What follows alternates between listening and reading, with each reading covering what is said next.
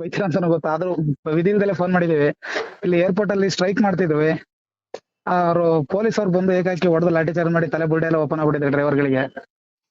ಇದು ವಿಡಿಯೋ ಕಳ್ಸಿದೀನಿ ಅಣ್ಣ, ನಿಮ್ ಕಡೆಯಿಂದ ನಾನು ಸಪೋರ್ಟ್ ಸಿಗ್ಬೋದಾ? ಒಂದ್ ನಿಮಿಷ ನಾನು ಹೇಳೋದನ್ನ ಫುಲ್ ನೀಟಾಗಿ ಕೇಳಿಸ್ಕೊಳ್ಳಿ. ಹೇಳಿ ಹೇಳಿ ಸರ್. ಆಮೇಲೆ ನೀವು ಸಪೋರ್ಟ್ ಬಗ್ಗೆನೋ ಇನ್ನೊಂದ್ರ ಬಗ್ಗೆನೋ ಮಾತಾಡಿ. ಹೇಳಿ ಹೇಳಿ ಸರ್. ಸರ್, ಏರ್ಪೋರ್ಟ್ ಬಂದು ಸೆನ್ಸಿಟಿವ್ ಏರಿಯಾ ಅಂತ ಕರೀತಾರ ಅದನ್ನ. Okay sir. ಅಲ್ಲಿ ಯಾವ್ದೇ ಕಾರಣಕ್ಕೂ ವೈಲೇಷನ್ ಗಳು ಆಗ್ಬಾರ್ದು, ಯಾಕೆಂದ್ರೆ ಅದು international airport. Okay okay sir. ಅಲ್ಲಿ ಪೊಲೀಸ್ ಅವ್ರಿಗೆ ಅಷ್ಟೇ ಪ್ರೆಸರ್ ಇರ್ತದೆ. ಹಾ ಆಮೇಲೆ ನೀವೇನು ವಿಡಿಯೋಸ್ ಗಳು ಅಲ್ಲೆಲ್ಲ ಗ್ರೂಪ್ ಅಲ್ಲಿ ಹಾಕೋದು ಇವೆಲ್ಲ ಮಾಡ್ತಿರಲ್ಲ, ಹಾ ಏನೇ ಒಂದು ಏರ್ಪೋರ್ಟ್ ಅಲ್ಲಿ ಘಟನೆ ನಡೆದ್ರು ಹೊರ್ಗಡೆ ವಿಡಿಯೋ ಹೋಗ್ಬಾರ್ದು ಅನ್ನೋ ರೇಂಜ್ ಅಲ್ಲಿ ಅವರು ಮೇಂಟೈನ್ ಮಾಡ್ತಿರ್ತಾರೆ. ಯಾಕಂದ್ರೆ ಕೆಟ್ಟ ಹೆಸರು ಬರಬಾರ್ದು ಬೆಂಗಳೂರು ಏರ್ಪೋರ್ಟ್ಗೆ ಅಂತ. ಹಾ ಈಗ ಅಲ್ಲಿ ಪೊಲೀಸರು ಹೊಡೆದಿದ್ದಾರೆ ಅಂದಿಷ್ಟಕ್ನ ಅಲ್ಲಿ ಬುರ್ಡೆ ಓಪನ್ ಆಗಿದೆ, ಅಗ್ರಿ, ನೀವ್ ಹೇಳಿರೋದು ನನಗೆ ಅಗ್ರಿ, ಅವ್ರು ಹೊಡೆದಿದ್ದಾರೆ ಅನ್ನೋದು ಕೂಡ ವಿಚಾರ. ಒಂದು ನಮ್ ವ್ಯವಸ್ಥೆ, ನಾನು ಹೋರಾಟದ ಹಾದಿಲಿ ಹೇಳ್ತಾ ಇರೋದು. Okay sir. ನಿನಗೆ ಅನಾನುಕೂಲ ಆಗಿದ್ಯಾ, ನಿನಗ್ ತೊಂದರೆ ಆಗ್ತಿದ್ಯಾ, ಹಾ ನಿನಗೆ ಪ್ರತಿಭಟನೆ ಮಾಡೋದಕ್ಕೆ ಅವಕಾಶ ಫ್ರೀಡಂ ಪಾರ್ಕ್ ಅಲ್ಲಿ ಕೊಟ್ಟಿದೀವಿ. ಹಾ ಹಾ ನೀನ್ ಅಲ್ಲಿ ಹೋರಾಟ ಮಾಡ್ಬೇಕೇ ಹೊರ್ತು ಹಾ ನೀನು ಪಬ್ಲಿಕ್ ವೈಲೆನ್ಸ್ ಮಾಡಬಾರ್ದು ಅಂತ ಹೇಳಿ ಪೊಲೀಸ್ನವರು ಕಾನೂನ್ನ ಮಾತಾಡಕ್ ಶುರು ಮಾಡ್ತಾರೆ.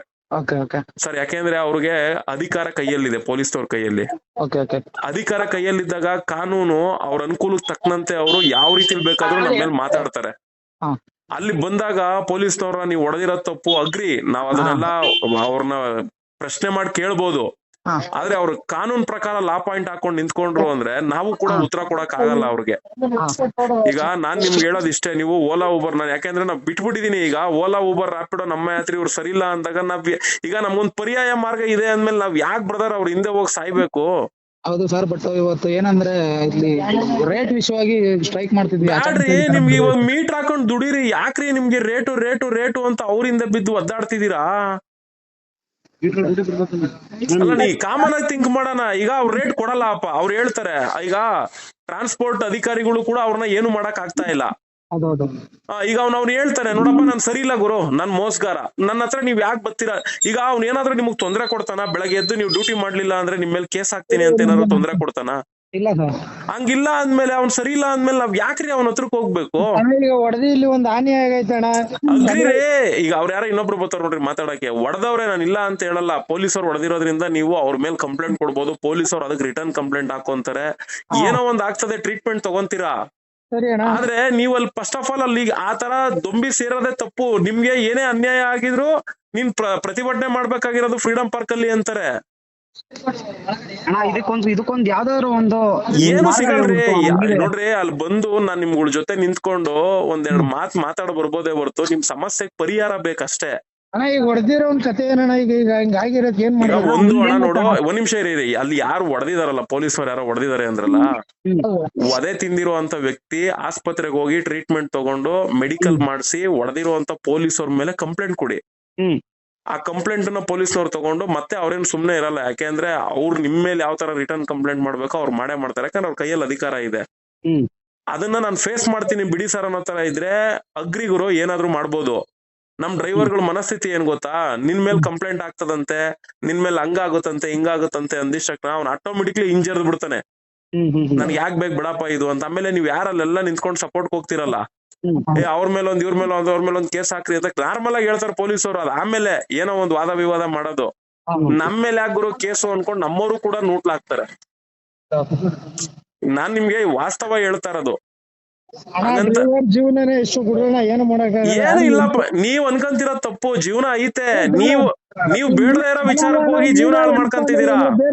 ನೋಡಮ್ಮ, ನಾನು ಎಲ್ಪ್ ಮಾಡಲ್ಲ ಅಂತ ಹೇಳ್ತಿಲ್ಲ, ಎಲ್ಪ್ ಮಾಡೋದಕ್ ದಾರಿ ಐತೆ. ನೀವ್ ಯಾರು ಆ ದಾರಿಗೆ ಬರ್ದೇ ಇರೋದಕ್ ನಾನೇನ್ ಮಾಡಕ್ ಆಗ್ತದೆ? ಈಗ ಏನ್ ಮಾಡ್ಬೇಕು ಅಣ್ಣ? ಈಗ ಒಂದ್ ನಿಮಿಷ ಇರೋಣ, ಒಂದ್ ನಿಮಿಷ ಇರೋಣ. ನಿನ್ ಗಾಡಿ ಯಾವ್ದಣ್ಣ? ಯಾರಾದ್ರೂ ಒಬ್ರು ಮಾತಾಡಿ, ನಿನ್ ಗಾಡಿ ಯಾವ್ದಣ್ಣ? ಅದರಿಂದ ಓಡಿಸಿ ಅಂತ ಅವ್ರು ಹೇಳ್ತಿದ್ರು, ಪರ್ಯಾಯ ಮಾರ್ಗ ಅವ್ರು ಹೇಳ್ತಾ ಇದ್ದಾರೆ. ಈಗ ಒಂದ್ ನಿಮಿಷ ಇರೋಣ, ನಾನೇ ಹೇಳ್ಬಿಡ್ತೀನಿ ನೋಡ. ನಿನ್ ಗಾಡಿ ಯಾವ್ದಣ್ಣ? ಎರಿಟಿಗಾ ಗಾಡಿ ಒಂದು SUV ಗಾಡಿ ಅಣ್ಣ.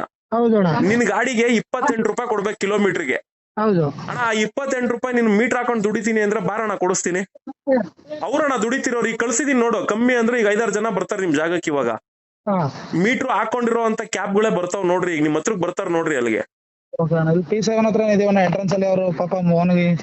ಆಯ್ತು, ಈಗ ನಾನು ಇಲ್ಲಿ ಬೇರೆ ಲೆಟರ್ ರೆಡಿ ಮಾಡ್ಕೊಂಡ್ ಕೂತಿದೀನಿ. ನಾಳೆ ಒಬ್ಬನ್ಗ ಅವ್ನ್ ಇವನ್ ಮೇಲೆ ಕಂಪ್ಲೇಂಟ್ ಮಾಡೋಣ ಅಂತ ಹೇಳಿ.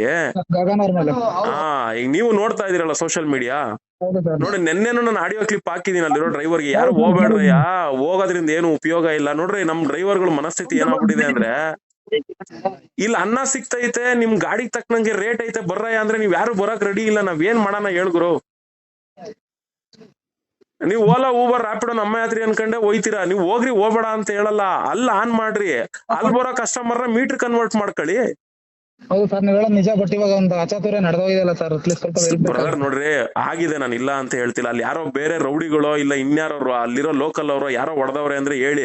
ಈಗ ನಾವು ಪೊಲೀಸರು ಹೊಡೆದಿದ್ದಾರೆ, ಅಗ್ರಿ, ನಾನು ಒಪ್ಕೊಂತೀನಿ. ಪೊಲೀಸವ್ರ ಮೇಲೆ ಕಂಪ್ಲೇಂಟ್ ಕೊಡ್ಬೇಕು.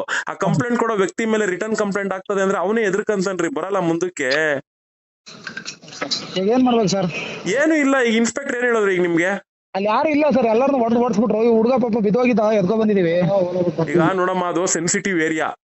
ನಾನ್ ಹೇಳೋದನ್ನ ಕೇಳಿಸ್ಕೊಳ್ಳಿ. ಈಗ ಆ ಗಾಡಿಯಲ್ಲಿ ಆ ಹುಡುಗನ್ನ ಕರ್ಕೊಂಡು ಸ್ಟೇಷನ್ ಹತ್ರಕ್ಕೆ ಹೋಗ್ರಿ. ಸರ್ ನೋಡಿ ಹಿಂಗ್ ಮಾಡಿರೋದ್ರಿಂದ ಹಿಂಗ್ ಆಗಿದೆ ಅಂತ ಅದಕ್ಕೆ ಏನ್ ಹೇಳ್ತಾರೆ ಅಂತ ಕೇಳ್ರಿ. ಅಷ್ಟೇ ಇಲ್ಲಿ ಬೇಕಾಗಿರೋದು. ಇಲ್ಲ ಸರ್ ಅವ್ರನ್ನ ಬಿಡಬಾರ್ದು ಸರ್, ಆ ಪೊಲೀಸ್ ಅವ್ರನ್ನ ಹಂಗ್ ಮಾಡ್ಬೇಕು ಸರ್, ಹಿಂಗ್ ಮಾಡ್ಬೇಕು ಸರ್ ಅಂದ್ರೆ ನೀವೇನು ಮಾಡ್ಬೇಡಿ. ಆ ಯಪ್ಪನ್ನ ಕರ್ಕೊಂಡು ಹೋಗಿ ಆಸ್ಪತ್ರೆಯಲ್ಲಿ ಟ್ರೀಟ್ಮೆಂಟ್ ಕೊಡಿ ಫಸ್ಟ್. ನೇರವಾಗಿ ಆ ಯಪ್ಪನ್ನ ಕರ್ಕೊಂಡು, ಈಗ ಅದು ಬಂದು ಏರ್ಪೋರ್ಟ್ ಸ್ಟೇಷನ್ ಲಿಮಿಟ್ಗೆ ಅದು ಬಂದು ಗ್ರಾಮಾಂತರ ವ್ಯಾಪ್ತಿ ಬರೋದು. ಅದಕ್ಕೆ SP ಆಫೀಸ್ ಯಾವ್ದು ಬರುತ್ತೆ ಅಂತ ಕೇಳ್ಬೇಕು. ಆ ಡೈರೆಕ್ಟ್ ಆ SP ಅವ್ರನ್ನ ಹೋಗಿ ಭೇಟಿ ಮಾಡ್ಬೇಕು. ನಿಮ್ಗೆ ಅದ್ ಬಿಟ್ರೆ ಇನ್ನೇನು ಆಪ್ಷನ್ ಇಲ್ಲ. ಈಗ ನೀವು ಅದೆಲ್ಲ ಮಾಡಕ್ಕೂ ನೀವು ಮುಂದೆ ಬರಲ್ಲ. ಯಾಕೆ ಗೊತ್ತಾ? ಈಗ ಡ್ಯೂಟಿ ಹೋಗ್ಬಿಡ್ತದೆ ಅನ್ಕೊಂಡು ಸುಮ್ನೆ ಆಗ್ತೀರಾ. ಡ್ಯೂಟಿ ಎಲ್ಲ ಯಾರು ಗಾಡಿನೇ ತೆಗ್ದಿಲ್ಲ ಸರ್ ಬೆಳಗ್ಗೆಯಿಂದ.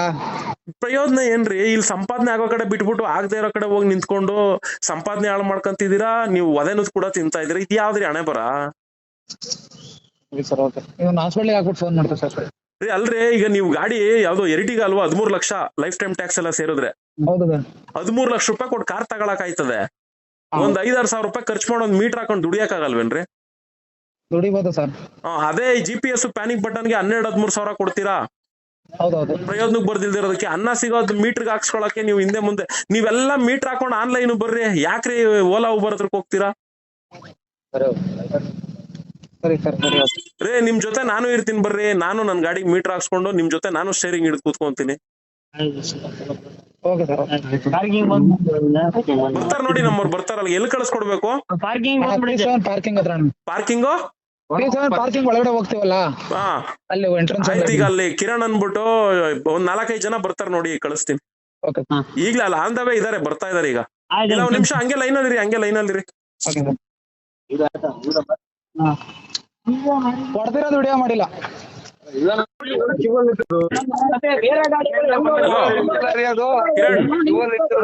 ಹೇಳಿ ಸರ್. ಅಲ್ಲಿ ಲೈನ್ ಅಲ್ಲಿ ಅಲ್ಲಿರೋ ಲೋಕಲ್ ಡ್ರೈವರ್ಗಳು ಫೋನ್ ಮಾಡೋರು ಏರ್ಪೋರ್ಟ್ ಇಂದ. ಅಲ್ಲಿ ಅವ್ರ ಯಾರೋ ಡ್ರೈವರ್ಗೆ ಏನೋ ಬಿದ್ದು ಏಟ್ ಆಗಿದೆಯಂತೆ. ಈಗ ನೀವು ಅಲ್ಲಿ ಹೋಗೋದ್ರಿಂದ ಅವ್ನ ಆಸ್ಪತ್ರೆ ಕರ್ಕೊಂಡು ಹೋಗಿ ಫಸ್ಟ್ ಏಡ್ ಮಾಡಿ ಟ್ರೀಟ್ಮೆಂಟ್ ಕೊಡಿಸ್ಬಿಡಿ. ಏನಾದ್ರು ಜಾಸ್ತಿ ಟ್ರೀಟ್ಮೆಂಟ್ ಬೇಕು ಅಂದ್ರೆ ಈ ಕಡೆ ಕರ್ಕೊಂಡ್ ಬನ್ನಿ, ನೋಡೋಣ, ನಾನು ಮಾಡಿಸ್ತೀನಿ. ಅದು ಎಲ್ಲರೂ ಗೊತ್ತಿಲ್ಲ. ಅಲ್ಲಿ ಸಪ್ತಗಿರಿ ಆಸ್ಪತ್ರೆ ಕರ್ಕೊಂಡ್ಬಂದು ಅಲ್ಲಿ ಇದ್ ಮಾಡಿಸಿ ನಾನು ಅಲ್ಲಿ ಟ್ರೀಟ್ಮೆಂಟ್ ಕೊಡಿಸ್ತೀನಿ. ಪಾರ್ಕಿಂಗ್ ಎಂಟ್ರಿನಾ? ನಾವು ಒಳಗಡೆ ಎಲ್ಲಿ ಪಾರ್ಕಿಂಗ್ ಎಂಟ್ರಿ? ಸೆಕ್ಯೂರಿಟಿ ಇರ್ತಾನಲ್ಲ ರೂಮ್ ಹತ್ರನಾ? CSF ಆಫೀಸ್ ಹತ್ರ. ಇದು CSF ಆಫೀಸ್ ಎಲ್ಲಿದೆ? ಓಲಾ ಪಾರ್ಕಿಂಗ್ ಎಂಟ್ರಿಲಿ ಅಲ್ಲಿ ಯಾರೋ ಒಬ್ರು ಡ್ರೈವರ್ ಹಾಸ್ಪಿಟಲ್ ಕರ್ಕೊಂಡು ಹೋಗ್ಬೇಕಂತ. ಹೋನಾ ಕಿರಣ್ ಸರ್, ಅಲ್ಲಿ ಹೋಗಿ ಸಿಚುವೇಶನ್ ನೋಡಿ, ಅಲ್ಲೇ ಫಸ್ಟ್ ಏಡ್ ಮಾಡೋ ತರ ಇದ್ರೆ ಮಾಡ್ಲಿ. ಇಲ್ಲ ಅಂದ್ರೆ ಆಗಲ್ಲ ಅಂದ್ರೆ ಇಲ್ಲಿ ಸಪ್ತಗಿರಿ ಕರ್ಕೊಂಡ್ ಬನ್ನಿ, ನಾನು ಟ್ರೀಟ್ಮೆಂಟ್ ಕೊಡಿಸ್ತೀನಿ. ಆಯ್ತಾಯ್ತು. ಓಕೆ.